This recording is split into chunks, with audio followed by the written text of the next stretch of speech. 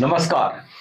PP news line में एक बार फिर आपका स्वागत है और मैं हूं दर्शपाल गुप्ता और मेरे साथ है वरिष्ठ पत्रकार सुधीर कुमार जी। सुधीर जी, आपका बहुत बहुत स्वागत है। नमस्कार जी। सुधीर जी, असेंबली सेशन शुरू होने वाला है, बजट सेशन 3 मार्च को शुरू होगा जी सर।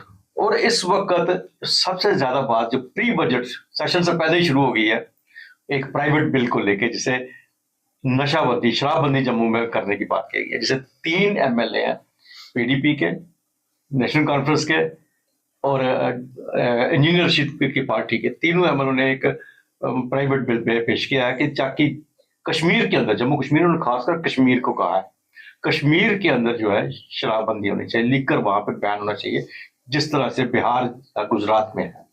क्योंकि वो कहते हैं जी हमारे जो रिलीजियस है इसके लिए ठीक नहीं है और वहाँ के जो युवा है उनके लिए भी ठीक नहीं है, वहां पे इनको आदत पड़ती जा रही है। लेकिन सुधीर जी, एक चीज देखने वाली है कि जम्मू कश्मीर के अंदर, जम्मू में अगर सबसे ज्यादा रेवेन्यू आता है तो वो लीकर से आता है। बिल्कुल, ये तो है। और दूसरा रेवेन्यू जो जम्मू कश्मीर में आ रहा है वो टोल प्लाजा से आ रहा है। टोल प्लाजा जो है तीसरे नंबर पे है इस वक्त देश में। जम्मू कश्मीर का रेवेन्यू, जम्मू कश्मीर के रेवेन्यू में तीसरे नंबर पे है, जिसे 130 करोड़ रेवेन्यू आता था और आज ये 436.88 करोड़ रुपए का रेवेन्यू, जो 23-24 की जो इनका डाटा है, जो पार्लियामेंट में परिवहन मंत्री ने दिया है, उसके मुताबिक 437 करीब 36 करोड़ रुपए का रेवेन्यू यहाँ पे आ रहा है। जम्मू का रेवेन्यू, कश्मीर में शराब का रेवेन्यू है ही नहीं। पहले ही 2-4 दुकानें हैं, यहाँ तो हर मोहल्ले में 2-2 3-3 दुकानें खुली हुई हैं। क्या ये सचमुच इसे नशे से मुक्त करना चाहते हैं कश्मीर को?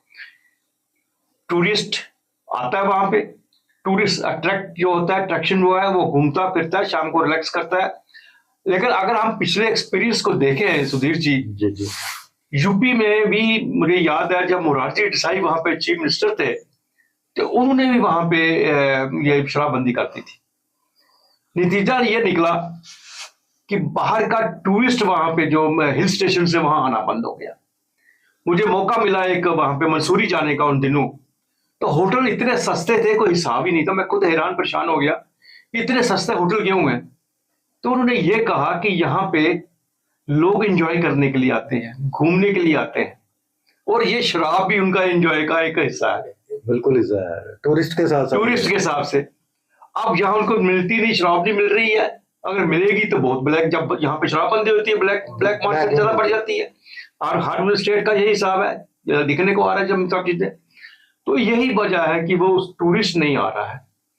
क्या ये कोई सोची समझी राजनीतिक बात कर रहे हैं, जो चाल है, या सचमुच उनका जो उद्देश्य जो है मजहबी उद्देश्य है, युवा को लेके है, या जम्मू के रेवेन्यू को खत्म करने के लिए है? ये क्या चीज है जो इन्होंने, और इसके साथ साथ अब जम्मू से भी आवाज उठनी शुरू हो गई है। शिवसेना के जो बाल ठाकरे हैं सानी, उन्होंने भी आवाज उठा दी है कि शराबबंदी होनी चाहिए, उन्होंने भी सपोर्ट कर दी है। मतलब क्या सचमुच कश्मीर के अंदर शराब के कारण युवा बर्बाद हो रहे हैं, जहां इनके मजहब के ऊपर किसी किस्म का प्रभाव पड़ रहा है? क्या जहां कुछ और राजनीतिक चीज है? ये सिंपल मैं इसको कहूंगा, ये पॉलिटिक्स है। क्योंकि ये चाहते हैं कि जैसे मध्य प्रदेश में, बिहार में या दूसरी स्टेट्स में शराब का बैन लगा हुआ है वहां पे, लेकिन यहाँ पे दर्जे हम ये दर्शकों को बता दें, यहाँ जहाँ भी जिस स्टेट ने, क्योंकि इंडिया में जो हमारे देश में सबसे ज्यादा अगर रेवेन्यू इकट्ठा होता है वो शराब से ही होता है। बिल्कुल, सिगरेट और शराब से, तम्बाकू से ही सारा इकट्ठा होता है।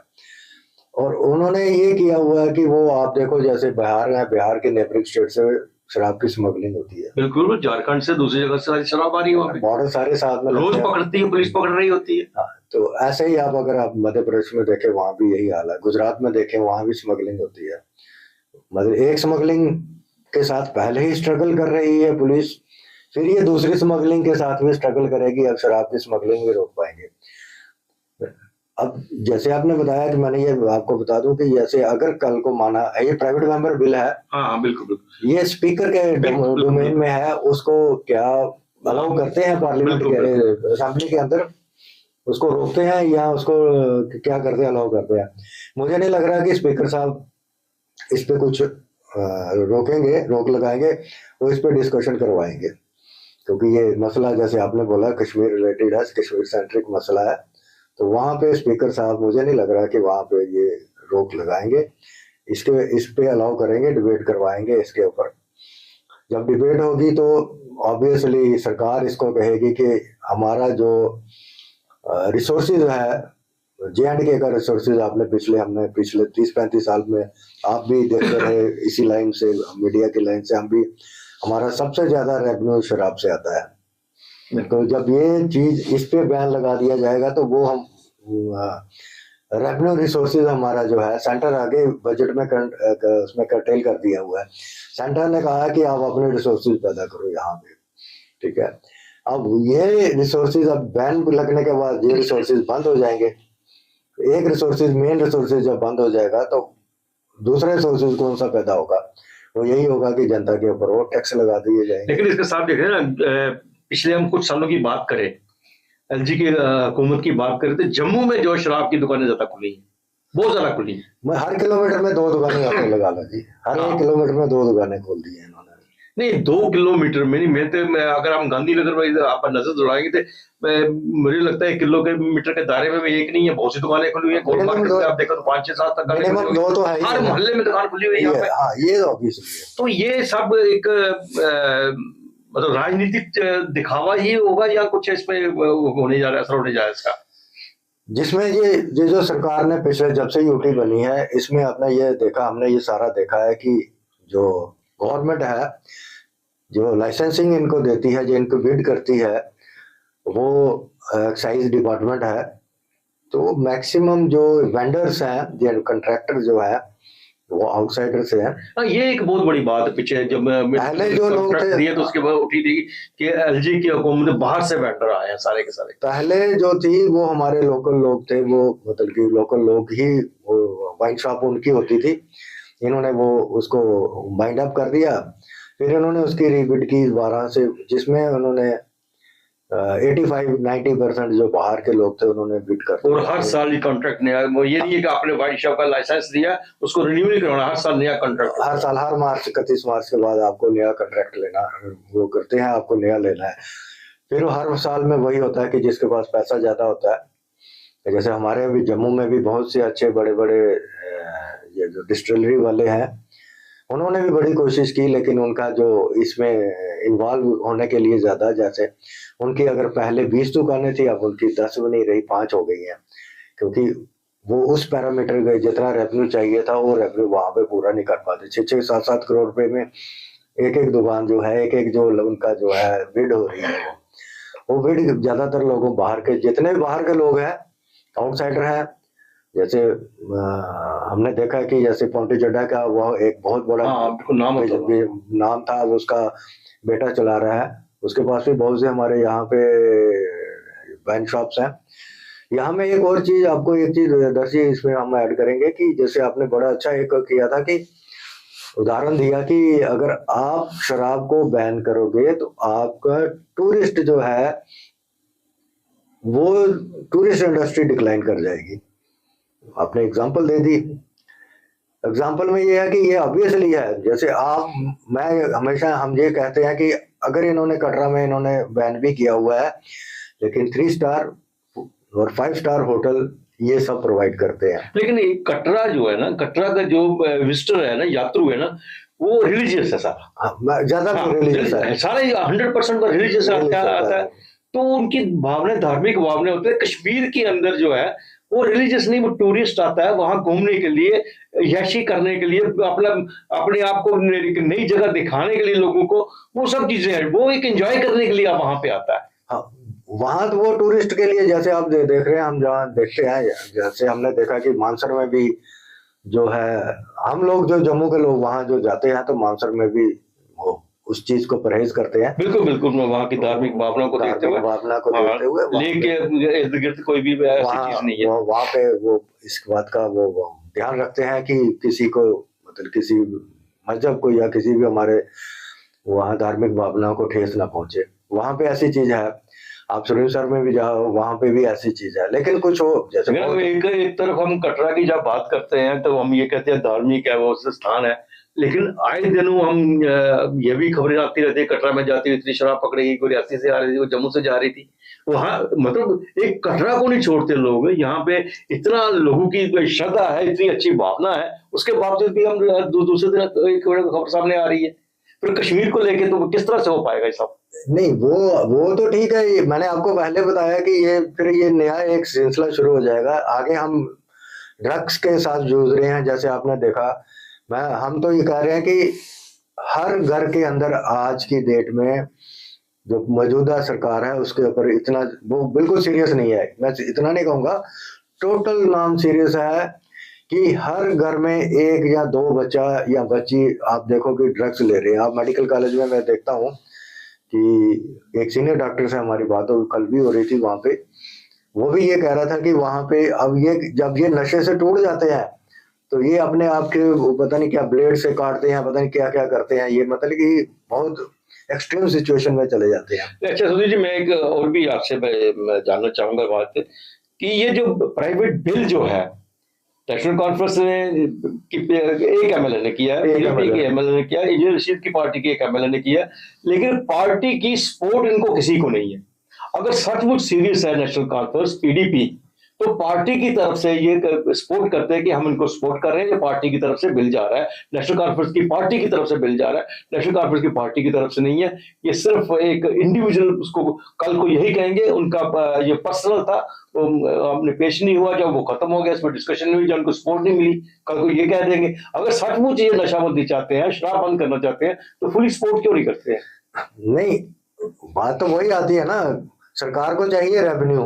अब एलजी एडमिनिस्ट्रेशन है या सीएम की एडमिनिस्ट्रेशन है, दोनों की आजकल तो मतलब दो पावर सेंटर है ना, तो उनको चाहिए जेएंडके में रेवेन्यू। मैंने आपको पहले बताया कि सेंटर ने भी इनको क्लियर कर दिया कि अपने रिसोर्सेज पैदा करो, कहाँ से पैदा होंगे। तो ये सरकार जो है, मौजूदा सरकार जो उमर अब्दुल्ला के नेतृत्व में वाली सरकार जो है, हेडेड बाय उमर अब्दुल्ला, ये भी बड़ा इस मतलब उसमें फंसी हुई है कि दाव पेच में फंसी हुई है, इसको करें या ना करें, या करें या ना करें। क्योंकि अगर इनके एमएलए ने प्राइवेट मेंबर बिल पेश किया है तो कहीं ना कहीं पार्टी की कंसेंट भी बीच में है। ऐसा नहीं है कि वो पार्टी के विप के बाहर जाके उसने कोई प्राइवेट मेंबर बिल पेश किया हुआ है। तो ये मैं अक्सर कहता हूँ कि हम लोगों में एक अच्छी मतलब ये धारणा है कि हम लोग कश्मीर के साथ ऑल आउट अटैक कर देते हैं कि हम बोलते हैं कश्मीर में ये, कश्मीर में वो, कश्मीर में वो। मैं हमेशा कहता हूं कि जब कश्मीर का कोई मसला आता है तो ये सारे एक ही गुलदस्ते में जितने भी नेता होते हैं, जितने भी पार्टी है, वो उसमें परोए जाते हैं, उसी में आ जाते हैं ये। तो हमारे वाले जब कोई ऐसा इशू होता है वो बढ़ जाते हैं। वैसे तो हम बहुत लंबी लंबी छोटी छोटी बातें करेंगे। हमारे मंदिर से 100 मीटर की दूरी पर शराब की दुकान खुल गई है, हमारे स्कूल के बाहर से दुकान खुल गई है, बड़ी बड़ी बातें करेंगे, एजिटेशन करेंगे। लेकिन कल जिस तरह से वो मुनीश सानी ने प्रोटेस्ट किया और उसने कहा, मांग किया कि जम्मू कश्मीर में बैन होना चाहिए, किसी ने नहीं, किसी भी जम्मू की पार्टी ने नहीं बोला, भारतीय जनता पार्टी ने नहीं कहा हम इनका साथ देंगे, चाहे उन्होंने नहीं कहा कि अब शराब के बंद होनी चाहिए जम्मू के अंदर। इनके पार्टियों जो पॉलिटिशियंस लोग हैं अदर जी, मेन बात ये है, इन पॉलिटिशियनों ने भी तो लाइसेंस लिए हुए हैं। अगर ये लाइसेंस इन्होंने अगर ये बोलेंगे तो इनका अपना बिजनेस भी तो चौपट हो जाएगा ना, इनका अपना बिजनेस भी बंद हो जाएगा। इनके पास भी एक एक दो दो, अगर आप देखो कि जितने भी जम्मू के हमारे 28 एमएलए हैं, इनमें से कम 10 लोगों के पास तो है ना वाइन शॉप का लाइसेंस। एमपी हमारे 2 हैं, 2 में से मैं नहीं कहता एक के पास तो है ही है ना। दूसरे का बात का मैं इतना नहीं रखता, लेकिन एक का मैं जानता हूँ, उसके पास तो वाइन शॉप्स हैं। तो वो अगर वो बंद हो जाएंगे, उसका रेवेन्यू बंद हो गया, उसने अपना एक बिजनेस एस्टेब्लिश किया हुआ है। आजकल 2 बिजनेस है जम्मू कश्मीर में, या तो आप स्कूल खोल लो, प्राइवेट स्कूल खोल लो, कॉर्पोरेट जिसको स्कूल बोलते हैं, है ना, या वाइन शॉप कर लो, ले लो, रेस्टोरेंट बार खोल लो, वाइन शॉप खोल लो। तो उन्होंने वो किए हुए हैं, इन्वेस्ट किया वहां पे। अगर वो बैन हो जाता है तो वो वाला उनका बिजनेस खुद का बंद हो जाएगा। यही एक रीजन है कि अभी तक जम्मू में शिवसेना के अलावा किसी ने आवाज नहीं उठाई? बस ये मेन रीजन है। उन्होंने जो शिवसेना के जो लोग हैं, जो मनीष जी आपने बताया, उन्होंने अच्छा इशू उठाया कि शराब, हम लोग जो शराब पीते हैं, जैसे आपने देखा कि शराब के 2 तरीके हमारे लोगों में भी है। हम लोग तो पीते ही नहीं है। वैसे हमने देखा कि हमारे जो बाकी लोग हैं, जो अमीर लोग पीते हैं, वो शराब का उनका अलग से एक तरीका है। जो मीडियम वर्ग के लोग हैं या सैलरी क्लास के लोग हैं या पुअर लोग हैं, उनका अलग से तरीका है। वो जब शराब पीते हैं तो पूरी बॉटल की बॉटल निकाल देते हैं, है ना, खत्म कर देते हैं। तो बड़े लोग जो होते हैं वो एक पैक के साथ ही पूरा 4 घंटे बातें करते करते निकाल देते हैं, उनको वो कोई फर्क नहीं पड़ता। अमीर और गरीब की शराब का ये फर्क है। कुल मिला के हम कहें कि शराब पीना एक अच्छी बात नहीं है, लेकिन जम्मू कश्मीर में शराब के कारण ही हम कहें कि सरकार के का बहुत बड़ा रेवेन्यू उसको मिलता है।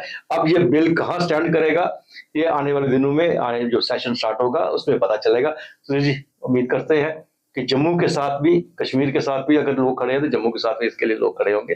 और देखते हैं बिल किस तरह से पेश होता है, किस तरह से नहीं, लेकिन शराब बंद हो जाएगी उम्मीद कम है। अगले प्रोग्राम में फिर से आपसे भेंट होगी, तब तक इजाजत दीजिए।